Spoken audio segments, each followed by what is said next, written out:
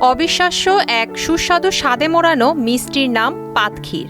মুন্সিগঞ্জের সিরাজদিঘিতে জন্ম এই ক্ষীর জাতীয় মিষ্টান্নটির, যার ইতিহাস আজ প্রায় ২০০ বছরের পুরনো। একসময়ের গ্রামীণ রান্নাঘরে তৈরি এই সাদামাটা মিষ্টি এখন রীতিমতো আন্তর্জাতিক স্বীকৃতি পেয়েছে।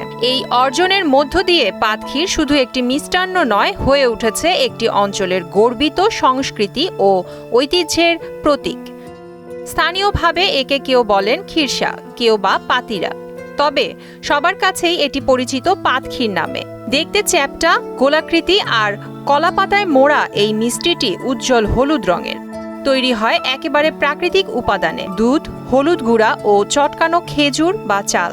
১ কেজি পাতক্ষীর বানাতে লাগে ৯ থেকে ১০ কেজি দুধ, আর সময় লাগে প্রায় ৩ ঘন্টা। প্রতিদিন সিরাজদিঘির প্রায় ২০০ মণ দুধ ব্যবহার হয় পাতক্ষীর তৈরিতে, যা বলে দেয় এর চাহিদার মাত্রা। এই ঐতিহ্য এটা আমার দাদাই খেয়ে গেছে, আমার বাবাই খেয়ে গেছে, আমরাও খেয়ে যেতেছি। এইখানে মনে করেন আমরা পড়াই করে আসি, খুবই ভালো লাগে। থেকে নিচ্ছি এবং প্রত্যেকটা প্রোডাক্টই ওনার ভালো। এখানে খিরসাটা ভালো ওনার।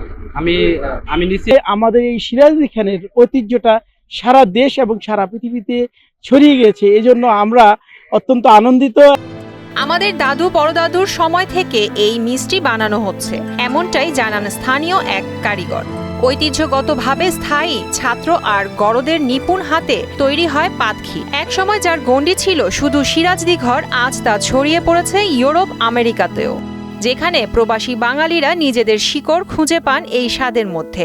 ১০০ বছর ধরে এই খিরসাটা দাদা থেকে তালুর থেকে শুরু, এখানে বাপ দাদা ছেলেবেলেরা আছে। এটা পূর্বপুরুষগণ থেকে যেহেতু একটা প্রচলিত হয়ে আইছে বিখ্যাত ক্ষীর হিসেবে সিরাজদিঘানায়, এটা আমরা সবসময় ধরে রাখার চেষ্টা করব। এটা মুন্সিগঞ্জের গর্বের। গর্বিত এলাকার লোক আমরা বানাইতেছি, খাইতেছে, ভালো আইতেছে, বেচা কিনে পারবো না, সবকিছুই ভালো আর কি।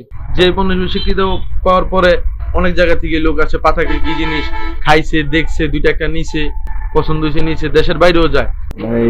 সিঙ্গাপুর, কুয়েত, জাপান, ইটালি, বিভিন্ন জায়গায় এটা সাপ্লাই হয়।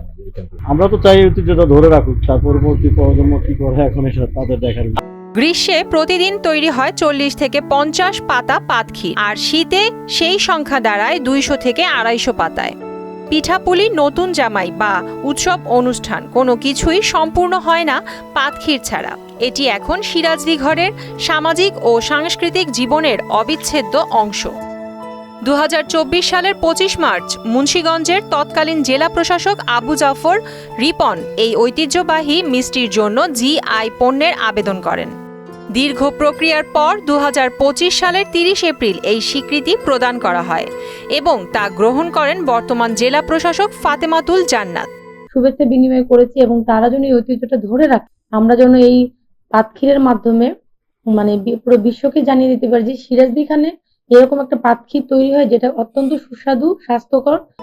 সাধারণ মিষ্টান্ন কিভাবে এক অঞ্চলের সাংস্কৃতিক পরিচয় ও ইতিহাসের বাহক হয়ে উঠতে পারে তার উজ্জ্বল দৃষ্টান্ত পাতক্ষীর। জিআই স্বীকৃতি শুধু স্বাদের নয়, এই অঞ্চলের অভিনবত্ব, ঐতিহ্য ও গৌরবের আনুষ্ঠানিক সম্মান। সিরাজদিঘরের পাতক্ষীর আজ শুধু একটা মিষ্টি নয়, একটি গল্প, এক ধরনের আবেগ, এক টুকরো শেকড়ের টান। প্রিয়াঙ্কা নিতু, মোহনা ডিজিটাল।